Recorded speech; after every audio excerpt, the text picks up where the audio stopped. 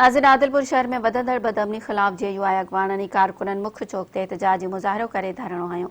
उन हवाले सां ॾिसो था अमजद कलवर जी ही रिपोर्ट। आदलपुर थाने जी हद में बदअमनी खिलाफ़ शहर के मुख्य चौक ते JUI अॻवाननि ऐं कारकुननि तरफ़ां एहतजाजी मुज़ाहिरो करे धरणो हुयो। JUI तालका खनगढ़ जे अॻवाननि मोहम्मद अमीन गडानी, इम्तियाज़ अली गबोल, हाफ़िज़ नसरुल्लाह गबोल, अली असगर गबोल ऐं ॿियनि SHO आदलपुर गुलाम मुस्तफ़ा मीरानी खिलाफ़ आदलपुर शहर के मुख्य चौक ते धरणो हणी सख़्त नारेबाज़ी कई। एहतजाज कंदड़नि जो चवणु हो त जॾहिं खां आदलपुर थाने ते SHO गुलाम मुस्तफ़ा मीरानी मुक़ररु थियो आहे, तॾहिं खां आदलपुर में बदअमनी वधी वई आहे। SHO आदलपुर गुलाम मुस्तफ़ा मीरानी थाने ते आरामी बणियल आहे।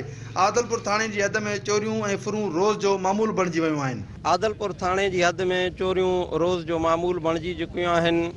काफ़ी चोरियूं हिन हद में थी चुकियूं आहिनि। मसलन कुछ ॾींहं अॻु में इमाम बख्श गबोल मां बीको जी चोरी थी आहे। 3 रातियूं अॻु में अहमद कलवड़ मां 16 पेरेटूं ऐं बकरी जी चोरी थी आहे। कुछ ॾींहं अॻु चन्ना महल आदलपुर मां मोटरसाइकिल सीधी निकिरी वई आहे। कुछ ॾींहं अॻु इकबाल शाह मां 2 बीका चोरी थी विया। 10-12 ॾींहं अॻु में मियाँ शरीफ कमानी जे ॻोठ मां बकरी जी चोरी थी।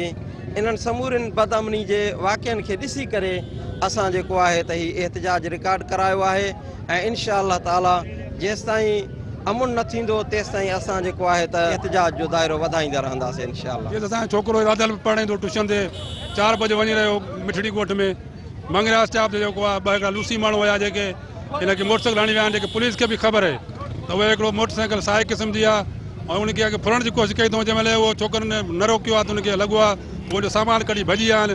असां ऐसे कई चकर आहियूं लेकिन ऐसे ॿुधे नथो। हाणे असां त गुज़ारिश कंदा त इनजे ख़िलाफ़ एक्शन खयो वञे ऐं जेके आहे उनखे पकड़ियो वञे। उनखे आदलपुर जी थाने जी हद में चोरी जेका आहे आम थी चुकी आहे, बदअमनी थी वई आहे। असां बदअमनी खिलाफ़ जेको आहे हे एहतजाज कयूं था। असांखे जेको आहे DSP साहब आयो आहे जेको यकीन दिलाई करे जेको आहे असांजो धरणो ख़तमु करायो अथई। चोरियूं आहिनि उहे बि इंशा अल्लाह असां वापसि कराईंदासीं ऐं अमुन अमान कराईंदासीं। इंशा अल्लाह असांखे बि यकीन आहे अमुन अमान थी वेंदो।